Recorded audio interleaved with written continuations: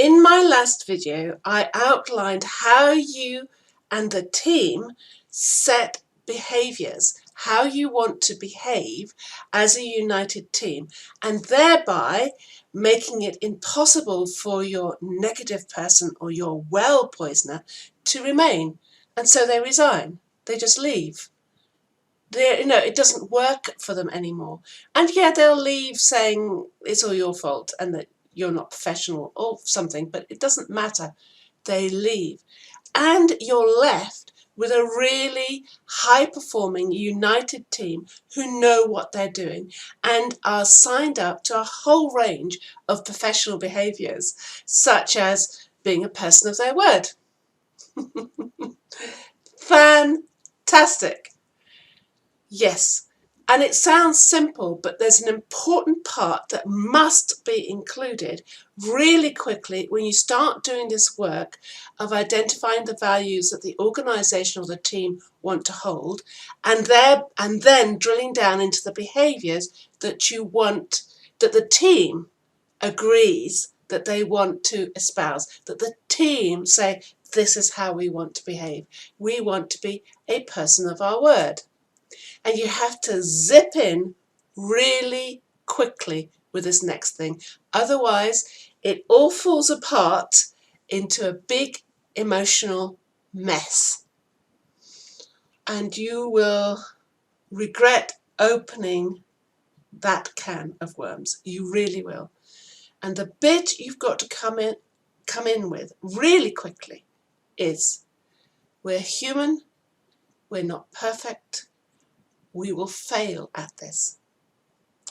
Because what happens is when you say, okay, we're a person of our word, is that everyone will look around and they go, they're not, and they're not, and you're not. They will immediately start measuring other people and themselves against the standard that they've just jointly defined.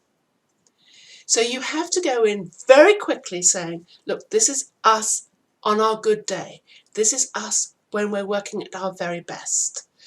But we're human beings, so we don't always work at our very best. We're ill, we're tired, we've got sick children at home, we've got worries, we've got concerns, we've got things that happen. I mean, we want to be at our best every day, but quite frankly, let's give that one up because it ain't going to happen. Added to which, you need to introduce the concept of blind spots. Now, blind spots are what we all have. Blind spots are what other people know about us, but we don't know. For example, some member of your team may, very common blind spots are about communication. So a member of your team may have, maybe one of your behaviours is to be kind to people. Yeah, one of the identified behaviours is to be kind. So maybe one of your team members has got an officious tone of voice in meetings. They've got this habit of being officious. Yeah. Now everyone else sees it and labels it as officious. They, however, in their head will think, I'm being clear. I'm making things very clear, but they've got a habit of communicating it so that it's received in an officious way. And that is a blind spot, because if you actually say to them, actually, when you use that tone of voice, people see you, view you as being officious, they could probably be surprised, horrified. No, that's the last thing I want. So a good part of making sure that this work is positive and has a positive impact is letting everybody off the perfection hook, making it very clear that these identified behaviours are us on a good day, and we're not always on a good day, and there can be very valid reasons, for example, blind spots, as to why someone isn't yet behaving in the way that we have all jointly identified.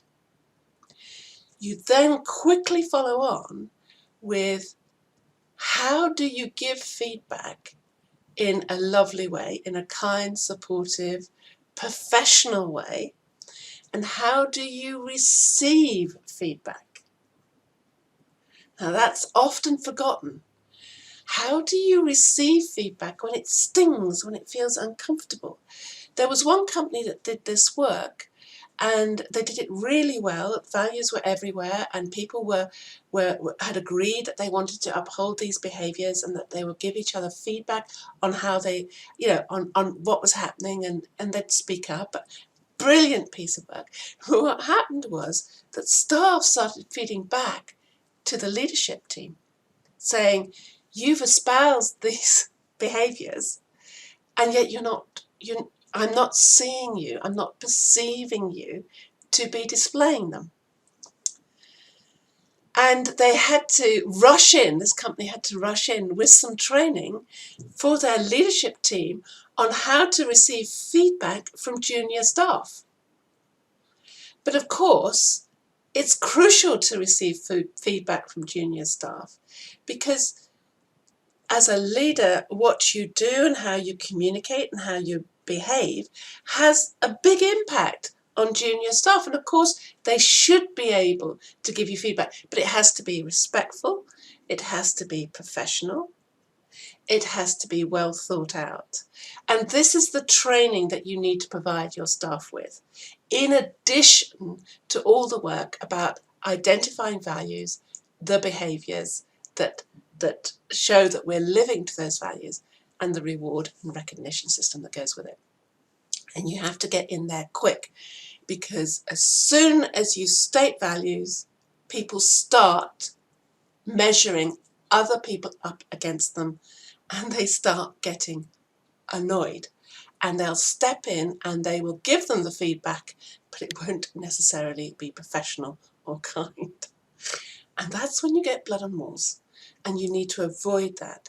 This is about recognizing we're all striving to do our best, and feedback from each other is really useful for me to help me become more of what I want to be. And therefore feedback becomes something that just happens quite easily and in a very relaxed way within the team. Wow. And then you have got gold. Then you have got nirvana. Then you have made it. It is superb when you get that skill level, when you get that skill embedded in your teams, how to give and receive feedback. Take care now.